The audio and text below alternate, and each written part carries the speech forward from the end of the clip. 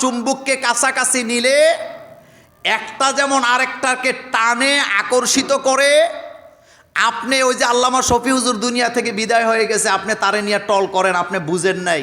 উনি ঠিকই বলে গেছে, নারী পুরুষকে যদি একসাথে রেখে দেন এটা চুম্বকের মতো টানবে, এটাকে বাধা সৃষ্টি করতে পারে এমন ক্ষমতা পৃথিবীর কারো নাই। এজন্য আল্লাহ বলছে লা তাকরাবুজ জিনা, জিনার কাছেও যাওয়া যাবে না। গোলাপ ফুল একটা হাতে নিয়ে সকালবেলা বিকালবেলা রাত 12টার সময় হেঁটে বাইরে যাব বান্ধবীরে দেওয়ার জন্য, শুধু ফুল দেয় না, কাছাকাছি যাওয়ার একটা অপচেষ্টা চলছে। কাছাকাছি যাওয়ার পরে এরপরে আরও কত কিছু ঘটে যা আপনি হাসি দেওয়ার কোনো কারণ নাই। কারণ জিনার কাছেও যেতে আল্লাহ নিষেধ করেছেন, জিনার কাছেও যাওয়া যাবে না। তো হাত ধরা যাবে? কথা কর না কেন? মুসাফা করা যাবে? একসাথে বসা যাবে? নারী আর পুরুষকে আল্লাহ এইভাবেই বানাইছেন, বিপরীত লিঙ্গের দিকে মানুষ আকৃষ্ট হয়। এটা একেবারে জান্নাত থেকে নিয়ে আসা হয়েছে আমার ভাই। এজন্য খবরদার, আমাদের ভালোবাসা তো প্রতিদিন প্রতি সেকেন্ডে ভালোবাসা, আবার দিবসটা কি নিয়ে? আমাদের ভালোবাসা কার জন্য বলেন তো? আল্লাহ রাসূল হাদিসে বলছেন মান আহাব্বা লিল্লাহ, খেয়াল করেন ভালোবাসার কথা কোরআন হাদিসে আছে না নাই? মান আহাব্বা লিল্লাহ ওয়া আবগাদা লিল্লাহ ওয়া আতা লিল্লাহ ওয়া মানা লিল্লাহ ফাকাদ ইসতাকমালাল ঈমান। কাউকে যদি ভালোবাসা থাকো আল্লাহর জন্যই ভালোবাসবা, কাউকে যদি ঘৃণা করো আল্লাহর জন্য করবা, কাউকে যদি বন্ধু বানাও আল্লাহর জন্য বানাবা, কাউকে যদি শত্রু বানাও আল্লাহর জন্য বানাবা, তাহলে তোমার ঈমানকে মজবুত করে দিবে কে? আপনি আপনার মাকে ভালোবাসেন কার জন্য? তবে আমি আপনাদেরকে একটা কথা বলি, দেখেন এই পৃথিবীতে আল্লাহ আল্লাহ রাসূল ছাড়া পৃথিবীতে আপনাকে কেউ পিওরভাবে ভালোবাসে না। আপনি রাসূলের জন্মের 1400 বছর পরে বাংলাদেশে জন্ম নিছেন, কিন্তু রাসূল আপনাকে ভালোবাসছে তখন আপনার জন্য দোয়া করে আল্লাহ রাসূল দুনিয়া থেকে গেছে। কথা বুঝেন নাই আপনি? আর আল্লাহর ভালোবাসাটা প্রতিনিয়ত আমাদের জন্য আছে না নাই? একমাত্র আল্লাহ তার বান্দা বান্দিকে ভালোবাসে, কোনো কিছুর বিনিময় চায় না।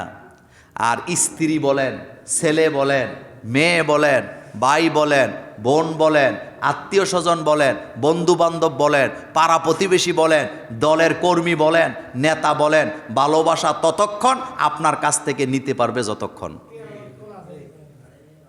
আপনার বউ আপনাকে অনেক ভালোবাসা, আপনি মুছে তেল দেন না, 3 মাস কামাই বন্ধ করে দেখেন, 3 মাস কামাই না কইরা ঘরে বৈশা থেকে দেখেন ভালোবাসা কারে কয়। আপনার ছেলে ভালোবাসে, মেয়ে ভালোবাসে, মিথ্যা ভালোবাসা, মিথ্যা ভালোবাসা, এগুলা সব অভিনয় চলছে। কি চলছে? আপনার স্ত্রী আপনাকে ভালোবাসে, আল্লাহ না করুক অ্যাক্সিডেন্ট করে যদি আপনার 2টা পা চলে যায়, 2টা হাত চলে যায়, অথবা 2টা চোখ চলে যায়, তখনই বুঝবেন ভালোবাসা কারে কয়। আমার কলিজার ভাইয়েরা, এগুলা সবই আবেগের কথা, ভালোবাসা বলতে কিছু নাই, সব চাহিদার জন্য দৌড়ায়। ভারতের যুগল কি বলে, পোলা মাইয়া প্রেম করছে, আমি ওই ব্যাখ্যা দেব না। 2টা গেছে ট্রেন স্টেশনে, ওয়াদা করছে একসাথে বাঁচবো একসাথে মরবো। তো যেহেতু ভালোবাসা হয় না, যার সাথে ভালোবাসাটা করছিল হেতে আবার বিবাহিত, তার সন্তানও আছে, কিন্তু মেয়েটা ছিল কুমারী। মেয়ে কি ছিল? এখন সিদ্ধান্ত নিছে একসাথে মরবো। 2টায় ট্রেন স্টেশনে গেছে, যাওয়ার পরে দাঁড়ায় কয় একসাথে জাপ দিব। ট্রেন যখন আসছে ছেলে ঠিকই পড়ছে, মাইয়া পিছায় গেছে। গত সপ্তাহের ঘটনা, আপনারা অনেকে দেখছেন বোধহয় নিউজটা। মাইয়া মরছে না পিছায় গেছে? লোকে পুলিশে জিজ্ঞেস করতেছে তো একসাথে মরবা, মরলা না কেন? কয় হের জন্য জীবন দিব নাকি? কি এর ভালোবাসা মিয়া, কিসের ভালোবাসা? এগুলা সব ধোঁকা। এই যে একটা ছেলে একটা মেয়েকে, একটা মেয়ে একটা ছেলেকে ভালোবাসে, ভার্সিটিতে হোক কলেজে হোক, সব দান্দাবাজি, সব দান্দাবাজি, আইসক্রিম খাওয়ার তাল। আমি যখন ভিক্টোরিয়া কলেজে পড়তাম তখন শুধু ওই যে কলা ভবনের 3 তলায় আমাদের ক্লাস ছিল ইসলাম স্টাডিজ বিভাগের, বারান্দায় দাঁড়ায় দাঁড়ায় দেখতাম যুগলের কাহিনী। আজকে দেখি আইসক্রিম খায়, কালকে দেখি মারামারি। এটিরে ভালোবাসা কয় মিয়া? এগুলি নোংরামি। বলেন এগুলা কি? নোংরামি, নোংরামি মিয়া সাহেব।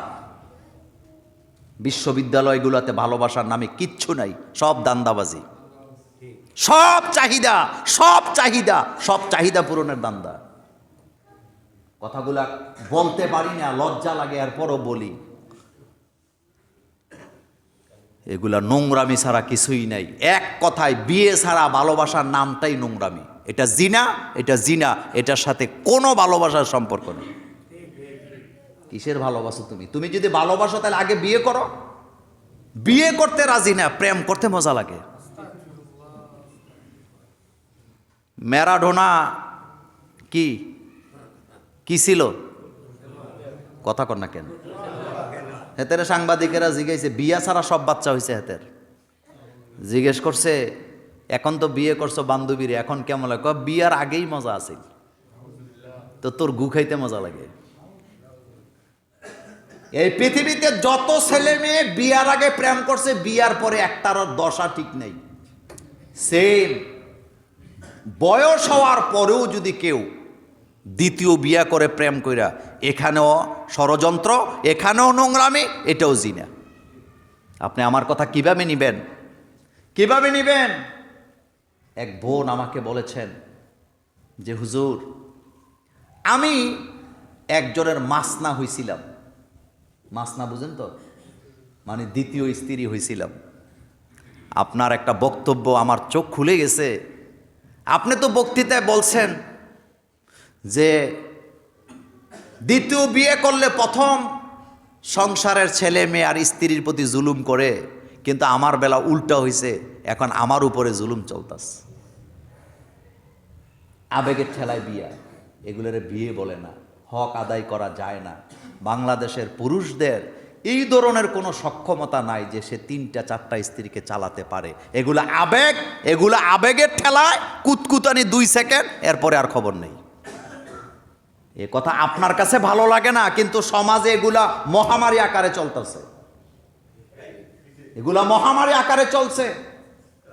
2টা বিয়ে যারাই করছে, হয় প্রথম স্ত্রী ছেলে মেয়ের উপর অত্যাচার করছে, নতুবা দ্বিতীয়টারে রাখতে পারে নাই, রাস্তায় ছেড়ে দিছে, তালাক দেওয়া লাগছে, টাকা দিয়ে বিদায় করা লাগছে। তো আপনি একটা মানুষের জীবন নিয়ে খেলামেলা, কিসের ভালোবাসা? এই ধরনের ভালোবাসার দরকার? রাসূল করিম সাল্লাল্লাহু আলাইহি সাল্লামের সাথে নিজেরা তুলনা দেন বিয়া করার সময়, কিন্তু পরে আর দেয় না।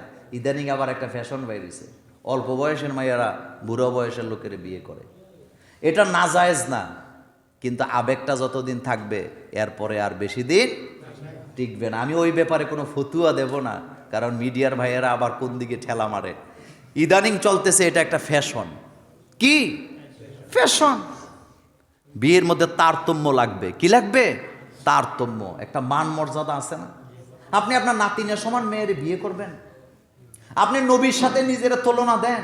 আচ্ছা আপনারা বলেন তো, রাসূল করিম সাল্লাল্লাহু আলাইহি সাল্লামের চাইতে যোগ্য পাত্র মা আয়েশার জন্য কি আর কেউ ছিল? তা আপনার মাথায় এটা ঢুকে না কেন? আপনার মাথায় এটা ঢুকে না কেন? মা আয়েশা রাদিয়াল্লাহু তাআলা আনহার মতো ব্যক্তিত্ব, শিক্ষিত, এই ধরনের একটা ব্যক্তিত্ব সম্পন্ন মেয়ের জন্য মুহাম্মদ সাল্লাল্লাহু আলাইহি ওয়াসাল্লামের চাইতে উত্তম পাত্র সেই যুগে কেউ ছিল না। আর মা আয়েশাকে রাসূল বিয়ে করছে বলে ইসলামের শিক্ষা দীক্ষায় সমানে উন্নতি হয়েছে। কি পরিমাণ হাদিস মা আয়েশার বর্ণনা করেছেন আপনি চিন্তা করতে পারেন? সুতরাং নিজেকে এত বড় মনে করেন না, না বুঝা কাজ করেন না। এজন্য অনুরোধ করি, আবার করে তো করে বিয়ে, এগুলো আবার ফেসবুকে প্রচার করে। আরে ভাই, তুমি যদি সুন্নত তরিকায় বিয়ে করে থাকো, তাহলে ডেলি ভিডিও দেওয়ার কোনো দরকার আছে? প্রচার করার কোনো দরকার আছে? কে তোমার কি বললো এটা তোমার শোনার কোনো দরকার আছে? তো তুমি সোশ্যাল মিডিয়াতে এই ঘরের জিনিস সোশ্যাল মিডিয়াতে আনছো কেন? 14 ফেব্রুয়ারি কখনো মুসলমানের সংস্কৃতি হতে, এটা পৃথিবীর কোনো ধর্মে এটাকে সাপোর্ট করে না। কারণ 14 ফেব্রুয়ারির ঘটনা যেটা ঘটছিল, এটা ছিল একটা নোংরামি, এটা কোনো ভালোবাসা ছিল না। আল্লাহ পাক এই জাতিকে হেফাজত করুক, আমরা বলি আমিন। আমার কলিজার ভাইয়েরা, সময় ঘড়ির কাঁটা আমাকে সাপোর্ট দেয় না। আসেন একটু সামনের দিকে যাই। কয়েকটা প্রশ্ন আসছে। কাওয়ালিদের গান শোনা জায়েজ কিনা? কাওয়ালি। কাওয়ালি মানে কি তা, যেটি জারি গান নাকি? হ্যাঁ, মানে বানায় বানায় যেটি কয়। আস্তাগফিরুল্লাহ। এগুলার মধ্যে 100টা কথার মধ্যে 99টা থাকে মিথ্যা কথা, বানানো কথা, নোংরা কথা।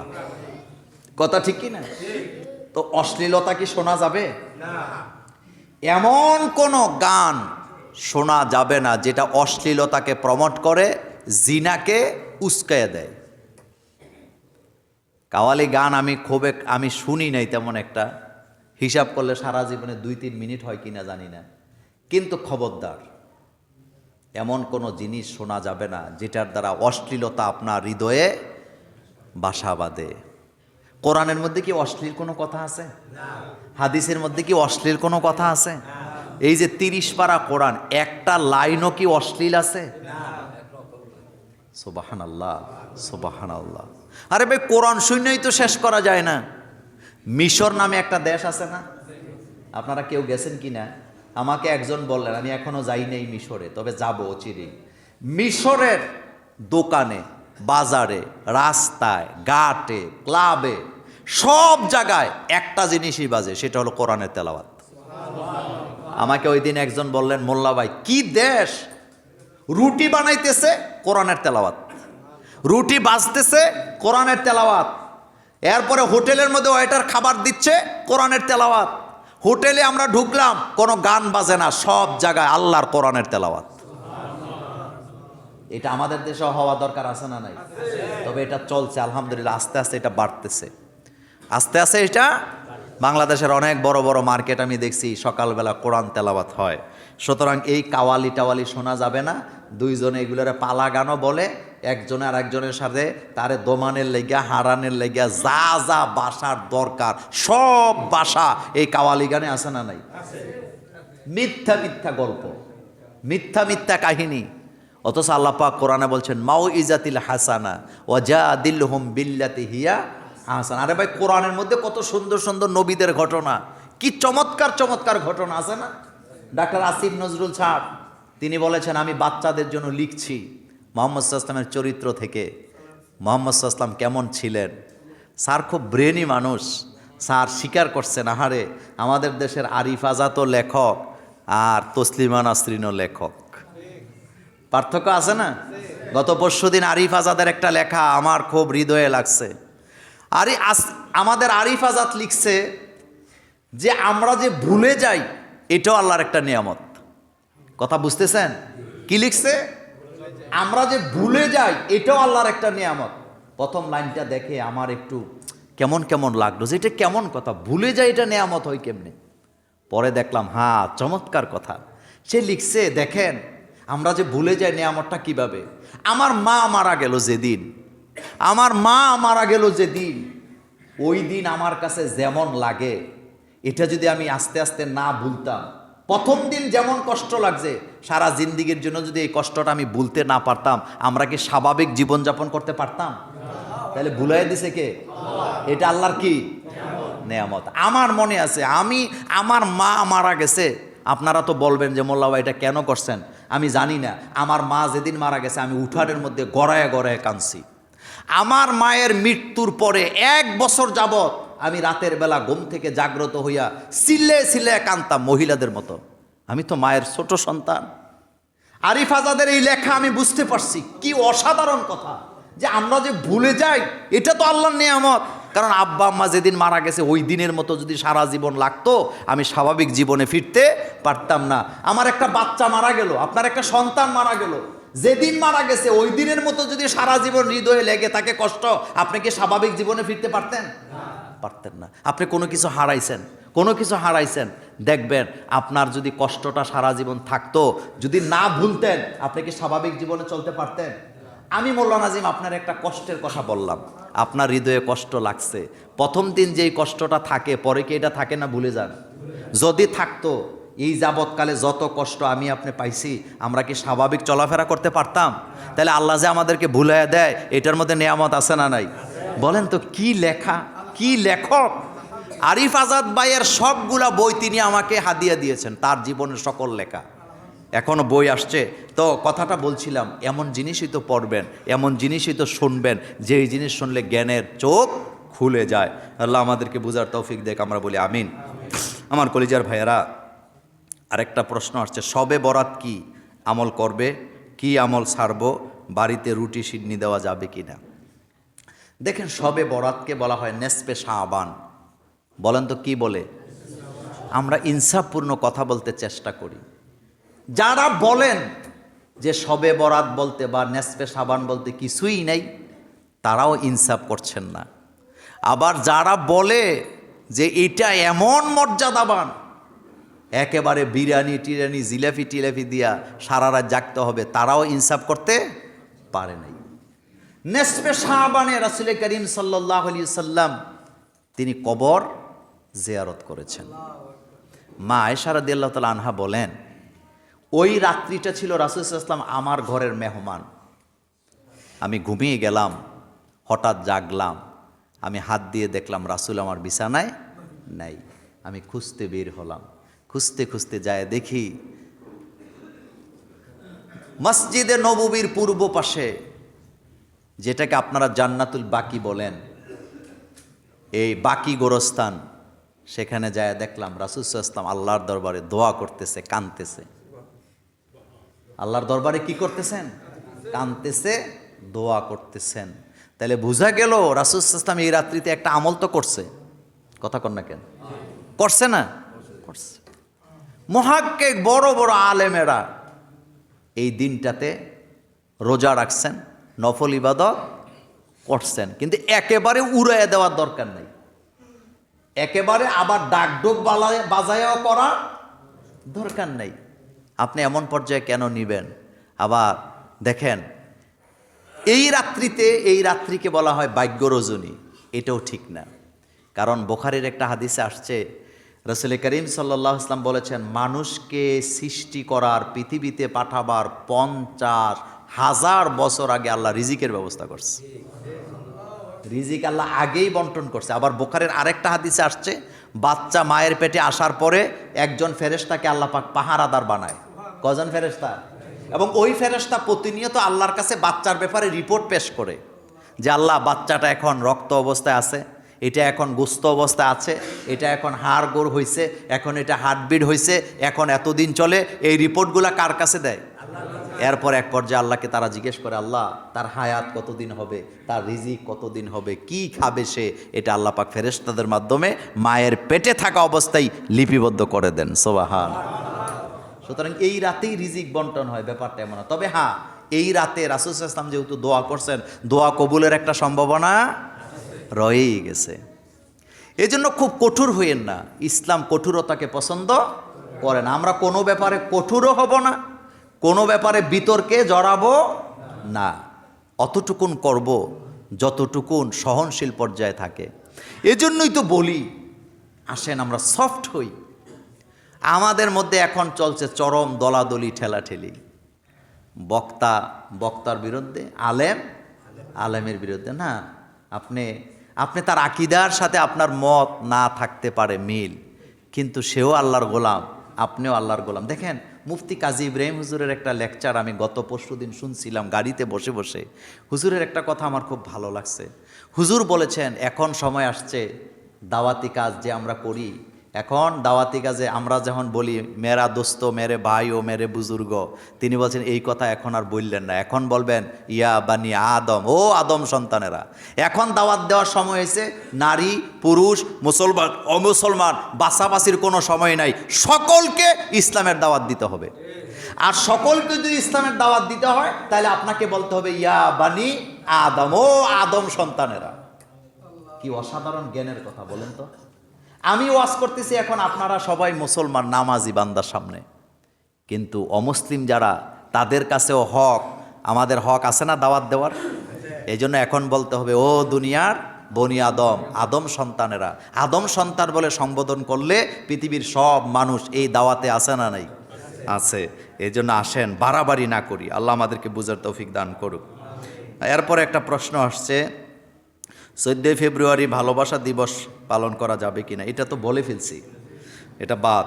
এরপরে দেখেন আরেকটা প্রশ্ন আসছে, ফজরে জাগতে পারি না, ইচ্ছা থাকলেও পারে না। ফজরের নামাজ এটা যদি আল্লাহ মাফ করে দিত তাহলে ভালো আছিল, ঠিক না? অনেকে মনে মনে এরকম কই আমরা যে ইস শুধু ফজরটা মাফ করে দিত। আসলে গন্ডগোলটা এই জায়গায় নাই, গন্ডগোলটা হলো অন্য জায়গায়। ঘুমাইছে দেরিতে, কথা বুঝেন নাই? ঘুমাইছে দেরিতে, কারণ আল্লাহ পাক রাত্র দিনকে ভারসাম্য ঠিক রেখে সৃষ্টি করছে। ওই যে হাদিস বলছিলাম না, শীতকালের রাতটা লম্বা হয়, শীতকালের রাত যদি শর্ট হইতো বিপদ ছিল না, কিন্তু গরমের রাত ছোট হয়। আর রাসূল সাল্লাল্লাহু আলাইহি ওয়াসাল্লাম ভাত খাইতেন মাগরিবের পরে, ঘুমাইতেন এশার পরে, আর আমরা রাতের খাবার খাই 11:30টায়, যার কারণে সকালবেলার ফ্যাট খালি হয় না। তা আপনি বলেন তো, যেই লোকটা 11:30টায় ভাত খাইছে, আবার ডাক্তাররাও বলতেছে খাইয়া সাথে সাথে যদি শুইয়া যায় তাহলে গ্যাস্ট্রিক বাড়ে না কমে, খাবার আপনার গলার কাছে চলে আসে। তো খাইয়াই আপনি শুয়ে পড়লেন। আর রাসূল সাল্লাল্লাহু আলাইহি ওয়াসাল্লাম খাইতেন মাগরিবের পরে। আপনারা যারা এখানে মুরব্বী আছেন, আজ থেকে 40 বছর 30 বছর আগের মানুষেরা ভাত খাইতো কোন সময়? এখন তো জাগা মতো আইছেন। ওই যে আগে বলছিলাম গাদা পানি খায়, আল্লাহর কাছে আশা লাগবে। তোমার যিনি প্রশ্নটা করেছেন তার জন্য আমার প্রথম কথা হচ্ছে, ঘুমটা সুন্নতি কায়দায় নিয়ে যাও আগে। সেটা কি? তুমি মাগরিবের পরে খাও, এশার পরে ঘুমাও, দেখবা তোমার ফজর একদিনও মিস হবে না। আর তুমি শুয়ে শুয়ে ফেসবুক, ইউটিউব, টুইটার, মেসেঞ্জার টিপতে টিপতে টিপতে টিপতে রাতের 2:30 বাজাইছে। কয়টা? তো 2:30 বাজে যে লোকটা ঘুমাইছে, 4টা বাজে কি লোকটা জাগতে পারবে? পারবে না। আমার জীবনে আমি, এই যে আমার রোবেল মোল্লা এখানে আছে, জিজ্ঞেস করেন, লং জার্নিতে থাকি, আমি ছাপা মারি না, ছাপা মারার অভ্যাস আমার নাই। আমার জীবনে আমি মোবাইলে অ্যালার্ম দিছি, অ্যালার্ম শূন্য উঠছি, একদিনও ঘটনা ঘটে নাই। অ্যালার্মের অন্তত 10 মিনিট আগে আমি উঠছি। তারা দুইজন, আমার পিএস আমার ড্রাইভার আরেক রুমে শুইছে, আমি আরেক রুমে আছি। তাদেরকে বলছি আমরা ফজরের নামাজ এতটায় পড়ব, অ্যালার্ম দিছি।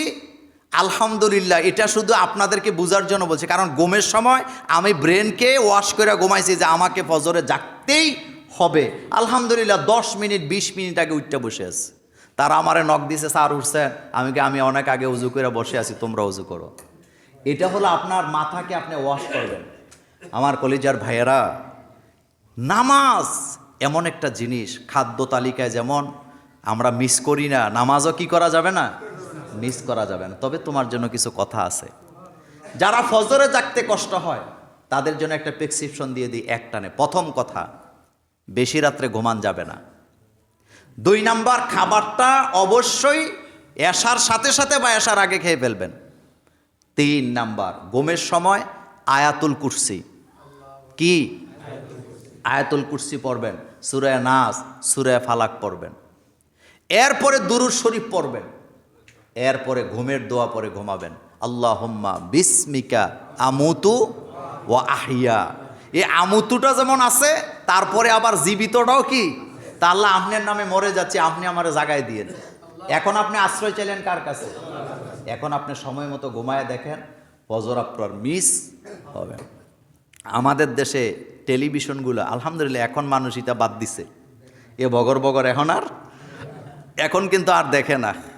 একজন সাংবাদিক গত পরশুদিন আমারে বলতেছে, মোল্লা ভাই দোয়া করেন, 7 মাস ধরে বেতন পাই না। আমি কই, তোরা 7 বছর না পাওয়া দরকার, পাইবা কেমনে? ইসলামের জন্য কি করছ? ইসলামের জন্য কি করেছ?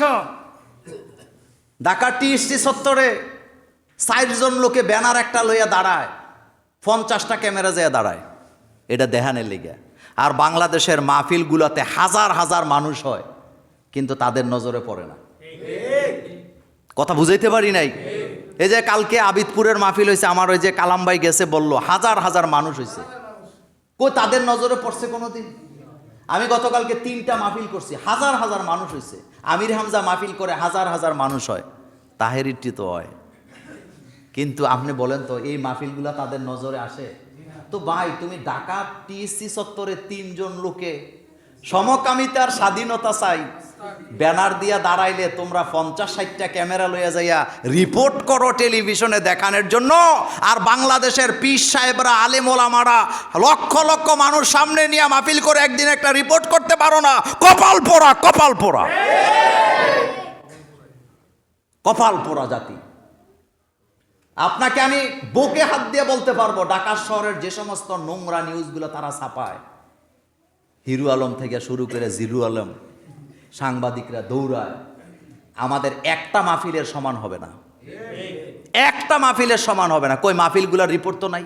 আমরা সমাজ গঠনের কথা বলি, আমরা হিন্দুদের অধিকারের কথা বলি, আমরা দেশের সার্বভৌমত্বের কি বলে স্বাধীনতা, সার্বভৌমত্ব রক্ষার কথা বলি।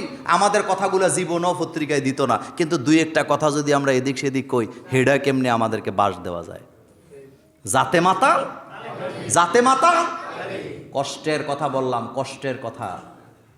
এগুলো আপনাদেরকে আমি মজা দেওয়ার জন্য বলি নাই, এগুলোই চলছে। তো ভাত খাইবা কোত্থেকে? এখন আর মানুষের টকশো, এখন আর জাল টক ইতা চায় না মানুষে। মানুষ বুঝে গেছে এগুলা সব মিথ্যাবাদী, বক বক সাফাবাজি। এই জন্য সব বাদ দেন, সময় মতো ঘুমাবেন। এরপরে এই টেন্ডেন্সি নিয়ে ঘুমাতে হবে যে আমি অবশ্যই আমার ফজরের নামাজ আমি জাগতে চাই। বাইরে এখন বলি, তোমার ট্রেন রাত্রে 12:30টায়, তুমি সন্ধ্যার সময় 2 ঘন্টা ঘুমাইছো, তুমি কিন্তু ট্রেন মিস করো না। বিদেশ যারা আপনারা যান, ম্যাক্সিমাম ফ্লাইট কি দিনে হয় না রাত্রে হয়? তা আপনি কিন্তু 6 ঘন্টা আগে যেয়ে বয়ে থাকেন, আমাকে প্লেন ধরতে হবে। তো প্লেন ধরাটা যত জরুরি, মিস করলেন না, ফজরের নামাজটা মিস করলেন কেন? বোঝা গেছে প্লেন ধরাটাকে যতটা গুরুত্ব দিছেন, আপনি ফজরের নামাজকে তত গুরুত্ব দেন নাই। ট্রেন স্টেশনে 2 ঘন্টা আগে যেয়ে বসে আছেন, ট্রেন সময় মতো আসে না এটা জানার পরেও আগে আগে বসে আছেন, কারণ আপনি ট্রেন ধরাকে গুরুত্ব মনে করছেন, ফজরের নামাজকে আপনি গুরুত্বপূর্ণ মনে করেন নাই, যার কারণে আপনি ফজরের নামাজটা মিস করছেন। আপনি আপনার জীবনের প্রথম পর্যায়ে সবচেয়ে বেশি যখন নামাজকে আপনি প্রাধান্য দিবেন, আপনার ফজরের নামাজ মিস হবে না। কিন্তু প্রাধান্য আপনি দেন নাই, আপনি এটাকে অপশনাল কাজ মনে করছেন। এই জন্য আসুন, ফজরের সময় জাগতে হবে। আল্লাহ যেন আমাদেরকে জাগায় দেয়, আমরা বলি আমিন। লম্বা হয়ে গেছে, আর 5 মিনিট আছে সময়ের, সেজন্য এটা রেখে দিলাম। এই 2টা প্রশ্ন আছে, 2টা প্রশ্ন ইনশাল্লাহ আগামী জুমাতে দিয়ে দিব, মনে করায় দিয়েন। আসসালামু আলাইকুম ওয়া রাহমাতুল্লাহি ওয়া বারাকাতুহু।